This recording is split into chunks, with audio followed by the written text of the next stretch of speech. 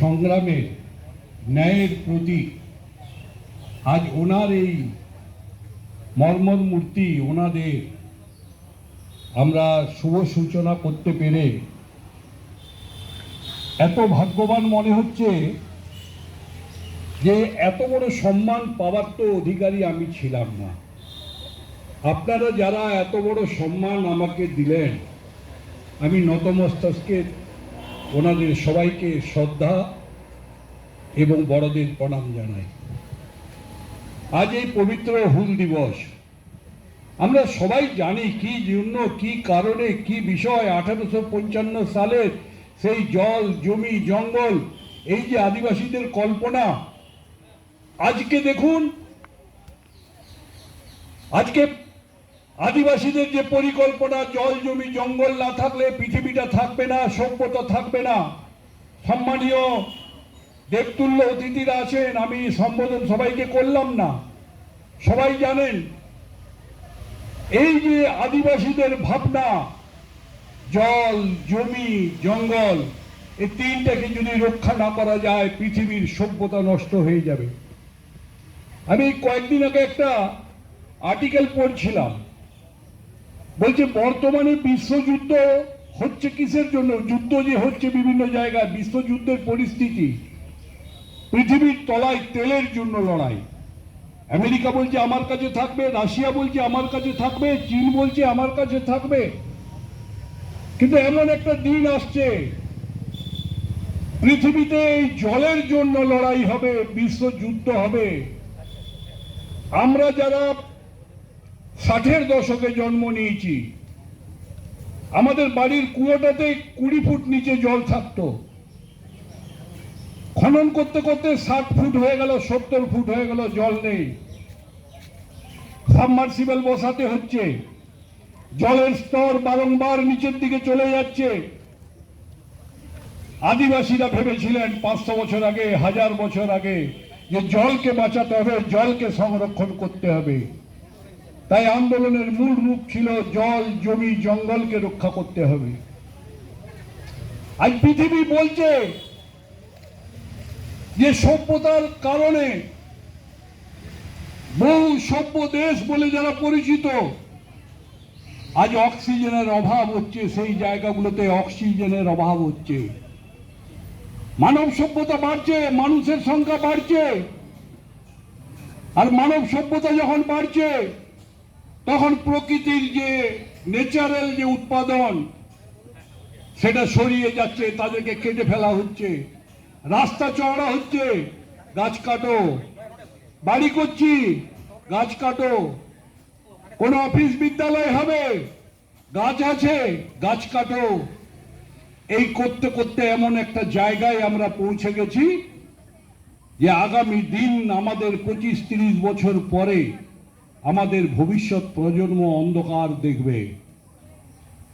ভারতের প্রধানমন্ত্রী বলছে প্রত্যেকটা মানুষ মিনিমাম একটা গাছ লাগান, এক পেড় আপনি মাকে নাম।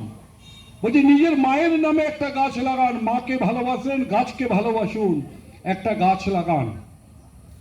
আর এই আদিবাসী সমাজ জঙ্গলে বাস করে, শাল গাছকে রক্ষা করে, সমস্ত গাছকে রক্ষা করে, শাল পাতা তুলে নিয়ে এসে জীবন জীবিকা করেছে। শুকনো পাতা কুড়ি নিয়ে এসে নিজের বাড়ির ভাত রান্না করেছে, সবজি রান্না করেছে, গাছকে বাঁচিয়েছে। আর আজকে আমরা কি দেখি? বড় বড় জঙ্গল যখন পাতা ঝরার সময় হয়, আমরা এক শ্রেণীর মানুষ আনন্দ পাই, একটা মাচিস লাগিয়ে দিলাম জঙ্গলে, ধুধু করে জঙ্গল জ্বলছে, আমরা দেখতে থাকি। আজকে এই 30শে জুন হুল দিবসে শপথ নিন গড়বেতার মানুষরা। গড়বেতার আশেপাশে যত জঙ্গল আছে, কোথাও যদি একটু আগুন লাগাবার কেউ চেষ্টা করে, সঙ্গে সঙ্গে প্রতিবাদ করুন, গ্রামে গ্রামে বার্তা দিন। এবারে গড়বেতা বিধানসভা এলাকায় কোন জঙ্গলে আমরা আগুন লাগতে দেব না। আর যদি কারা আগুন লাগায় তাদের বিরুদ্ধে কঠোরতম শাস্তির ব্যবস্থা হবে। আমরা মাইকিং প্রচার করব বিভিন্ন জায়গায়। জল বাঁচাতে হবে, আকাশের জলকে সংরক্ষণ করতে হবে। সম্ভব হলে বিভিন্ন প্রদেশ, আমি গোটা ভারতবর্ষ ঘুরে বেড়াই, রাজস্থানে নিয়ম আছে পঞ্চায়েত পারমিশন দেবে না। আপনার বাড়ির ছাদে যে বর্ষার জল হয় সেই জলের একটা অংশকে স্টোরেজ করে ওরা, আর সেই জলটা ওরা পানীয় জল হিসাবে ব্যবহার করে, ওটাকে ওরা বলে পালার পানি। জলের টেস্ট এবং জলের খাবার পরে সঙ্গে সঙ্গে খাবার হজম হয়। আর একটা ওই ড্যাম যখন, ওই ট্যাঙ্ক যখন ভর্তি হয়ে যায়, পাশে লাইন করে আন্ডারগ্রাউন্ডে বোরিং করা আছে, বোরিং এর মাধ্যমে জল যায়। কোনো বাড়ির জল বয়ে নালা দিয়ে চলে যাবে না, পঞ্চায়েত পারমিশন দেবে না, ওখানে মিউনিসিপ্যালিটি পারমিশন দেবে না। ইদানিং আমাদের এখানেও আমরা যারা ইন্ডাস্ট্রি চালাই, আমাদের কাছেও নির্দেশ আসছে আপনার কোল্ড স্টোরেজের ছাদের জল, বর্ষার জলকে আপনাকে আন্ডারগ্রাউন্ডে ঢোকাতে হবে। আমি ব্যবস্থা করেছি, আমরা উদ্যোগ নিচ্ছি। অনেক শিক্ষিত মানুষ আছেন, অনেক শিক্ষিত সমাজ আছে যারা বিভিন্ন সরকারি স্তরে চাকরি করে, আমি তাদের মধ্যে অনেককে লক্ষ্য করেছি যে তারা বাড়ির ছাদের জলটাকে আন্ডারগ্রাউন্ডে ঢোকাচ্ছে। উদ্যোগ নিতে হবে, আমাদের ভাবতে হবে। সরকার সোলার লাইটের কথা ভাবছে, সোলারকে কাজে লাগাতে হবে। প্রধানমন্ত্রী সূর্য ঘর যোজনা, আমরা বহু মানুষ জানি না, ৭৮,০০০ টাকা ৩ কেভিএ সোলার পাওয়ার লাগান, সাবসিডি পাবেন। আর যদি আমরা এই সোলার পাওয়ারকে কাজে না লাগাই, দেশে একটা দিন কয়লা শেষ হবে, জল শেষ হতে চলেছে। জল ছাড়া থার্মাল পাওয়ার চলে না, কয়লা ছাড়া থার্মাল পাওয়ার চলে না। তাহলে জল যদি কমতে থাকে, কয়লা যদি কমতে থাকে, ভবিষ্যৎ প্রজন্ম কোথায় যাবে? আমাদেরকে এখন থেকে ভাবতে হবে। আমাদের গর্ব হয়, আমাদের প্রধানমন্ত্রী যখন রাষ্ট্রপতি রূপে নরেন্দ্র মোদী যখন ঘোষণা করলেন যে আমার দেশের রাষ্ট্রপতি হবেন একজন আদিবাসী মহিলা, আমাদের বাড়ির থেকে মাত্র ২০০ কিলোমিটার দূরে যার বাড়ি, ময়ূরভঞ্জ জেলায় দ্রৌপদী মুর্মু। গর্বে আমাদের, আনন্দে আমাদের মাথা উঁচু হয়ে যায় ২৬শে জানুয়ারি যখন ভারতবর্ষের ওই ইন্ডিয়া গেটের সামনে প্যারেড হয়। আমাদের রাষ্ট্রপতি দ্রৌপদী মুর্মু যখন ৩ সেনাবাহিনীর স্যালুট নেন, আমাদের রাষ্ট্রপতি যখন সমস্ত রাজ্যের প্রতিনিধিদের কাছ থেকে পুরস্কার স্বরূপ বিভিন্ন সম্মান পান, বিদেশি রাষ্ট্র নেতারা যখন এসে দ্রৌপদী মুর্মুকে স্যালুট করে, এই দ্রৌপদী মুর্মুকে এই জায়গায় বসিয়ে আদিবাসী সমাজকে শ্রদ্ধা দিয়েছেন, সম্মান দিয়েছেন আমার দেশের প্রধানমন্ত্রী শ্রী নরেন্দ্র মোদী। আমরা চাই এই সমাজ মানুষের সাথে মিশে সমস্ত স্তরে আদিবাসী সমাজ আগামী দিন যেন সমস্ত স্তরে আমাদের অন্য জাতির সাথে প্রতিযোগিতাতে টিকে থেকে প্রথম স্থান অধিকার করে।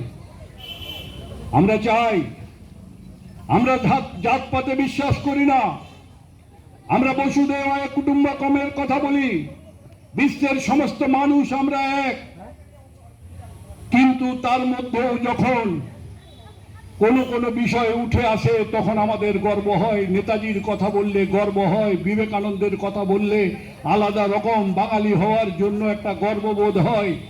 সিধু কানুর কথা বললে আদিবাসী সমাজের মধ্যে একটা শিহরণ হয়, বাংলার, উড়িষ্যা, ঝাড়খণ্ডের মানুষের মধ্যে একটা শিহরণ হয়।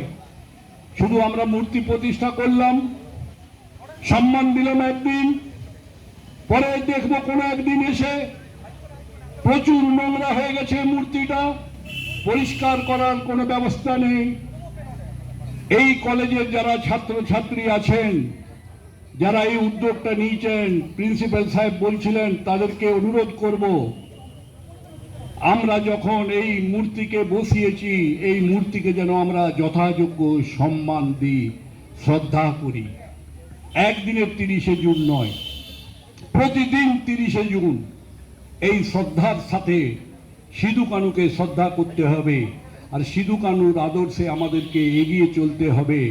এছাড়াও আমাদের ভারতবর্ষ, নতুন ভারতবর্ষ, আমাদের বাংলা এখন নতুন বাংলা, এখন গৈরিক বাংলা, ত্যাগের বাংলা, এই বাংলাটাকেও অনেক অনেক আগিয়ে নিয়ে যেতে হবে। আমরা অনেক অনেক পিছিয়ে পড়েছিলাম। সবাই মিলে আসুন, এবারে আমরা গ্রিন গড়বেতা ক্লিন গড়বেতার স্বপ্ন সফল করি। সবাই একটা করে গাছ লাগায়। নিজের বাড়ির সামনের জায়গাও পরিষ্কার রাখবো না, পরিষ্কার করব। বাড়ির বর্জ্য পদার্থ বাড়ির সামনে ড্রেনে ফেলে দিয়ে ড্রেনটাকে বন্ধ করব না। নতুন ভাবনা চিন্তা চলছে, বাড়ির এই বর্জ্য পদার্থ কোথায় নিয়ে যাওয়া যাবে এ ভাবনা চিন্তাও চলছে। সহযোগিতা করুন, নতুন গড়বেতা গড়ুন। অনেকে বলবে আপনি অন্যান্য এলাকার কথা বলেন না কেন? জানি না, আমার মুখ দিয়ে বেরোয় না। আমার শয়নে স্বপনে শুধু গড়বেতা, শয়নে স্বপনে আমার প্রাইমারি স্কুল জুনসোল, শয়নে স্বপনে আমার মাধ্যমিক স্কুল ব্যানার্জিডাঙ্গা হাই স্কুল, তার পরবর্তী ক্ষেত্রে এই গড়বেতা কলেজ আমাকে শিক্ষা